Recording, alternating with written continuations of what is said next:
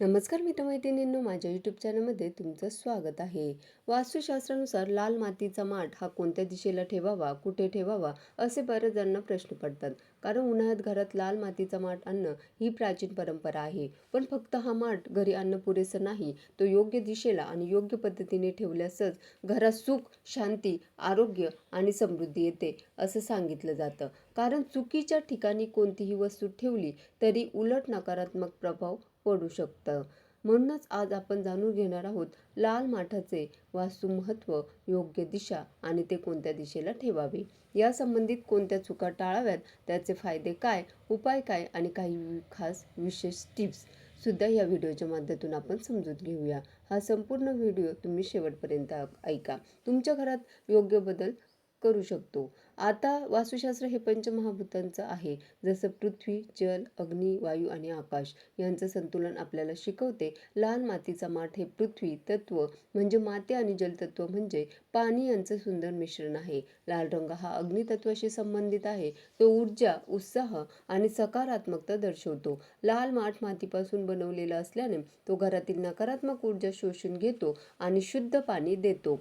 प्राचीन काळी घरात मातीचे भांडे नेहमी भरलेले ठेवले जायचे. आजही वास्तुशास्त्र सांगतं की ज्या घरात मातीचा माठ नेहमी पाण्याने भरलेला असतो त्या घरात देवी लक्ष्मीची कृपा कायम राहते. पैशाची कमतरता भासत नाही, मुलांचं आरोग्य चांगलं राहतं आणि घरात शांती टिकून राहते.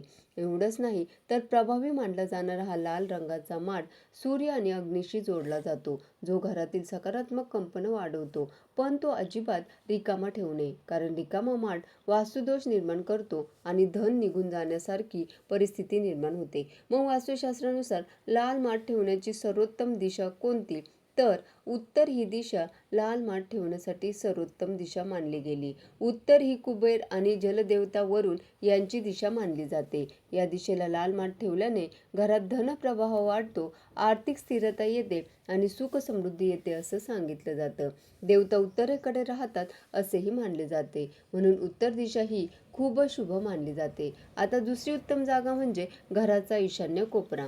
हो, ही दिशा पाणी तत्वाशी संबंधित आहे. ईशान्य माठ ठेवल्याने घरातील नकारात्मक ऊर्जा कमी होते, मानसिक शांती मिळते, मुलांचा अभ्यास आणि आरोग्य सुधारतं, रात्री चांगली झोपसुद्धा येते. आणि त्याच्यानंतरची पूर्व दिशा थोडीशी ईशान्येकडे झोपलेली पूर्व दिशा ही सुद्धा शुभ मानली जाते. येथे माठ ठेवल्याने सूर्याची ऊर्जा आणि सकारात्मकता वाढते असं सांगितलं जातं.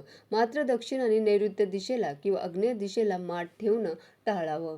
या दिशेला माठ ठेवल्यास आर्थिक नुकसान होतो, कौटुंबिक कलह वाढतात आणि आरोग्य समस्या उद्भवू शकतात. आग्नेय ही अग्नीची दिशा आहे. पाणी आणि अग्नी एकत्र आल्याने वास्तुदोष निर्माण होऊ शकतो. त्यामुळे वायव्य दिशेला माठ ठेवणं टाळावं. बेडरूममध्ये किंवा स्वयंपाकघरात माठ ठेवणं योग्य मानलं जात नाही. जर घरात आग्नेय किंवा वायव्य कोणात दोष असेल तर ईशान्य कोपऱ्यात माठ ठेवणं एक चांगला उपाय ठरू शकतो. आता लाल माठ कसा निवडावा आणि कसा ठेवावा? तर माठ निवडताना तो गोलाकार असावा, त्याचा रंग तपासून घ्यावा, गुणवत्ता तपासून घ्यावी आणि तो कधी खरेदी करावा. तर गोलाकार आणि मध्यम आकाराचा, खूप मोठा किंवा खूप छोटा नको असा आकार असलेला माठ घ्यावा. लाल मातीचा नैसर्गिक लाल रंग असावा. चांगल्या मातीची गुणवत्ता असेल तरच घ्यावा. फुटलेला किंवा जुना असा माठ घेऊ नये. नवीन माठ घ्यावा. आता खरेदीसाठी अक्षय तृतीया किंवा शुभ मुहूर्तावर माठ घेणं हे शुभ मानलं जातं, पण गरजेनुसार आपण कधीही हा माठ घेऊ शकता. मात्र माठ घरात ठेवताना काही नियम आहेत. माठ नेहमी पाण्याने पूर्ण भरलेलाच ठेवावा. पाणी रोज बदलावं. संध्याकाळी किंवा सकाळी माठात तुळशीचं पान, चांदीचं नाणं किंवा गंगाजल थोडं टाकलं तर प्रभाव जास्त वाढतो असं मानलं जातं. माठ स्वच्छ ठेवावा. त्याभोवती वस्तूंची गर्दी अजिबात करू नये. जर शक्य असेल तर माठाखाली लाल कापड किंवा चंदनाचा लेप आवर्जून ठेवावा.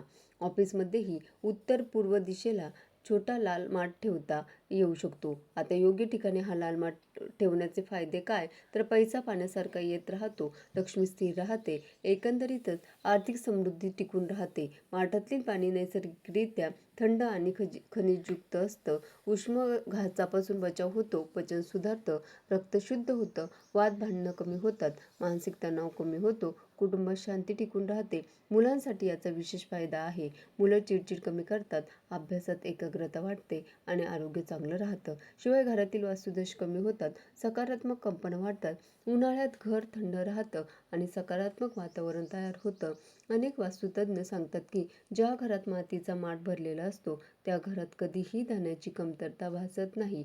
आता तुम्ही या माठासंबंधित काही विशेष उपाय सुद्धा करू शकता.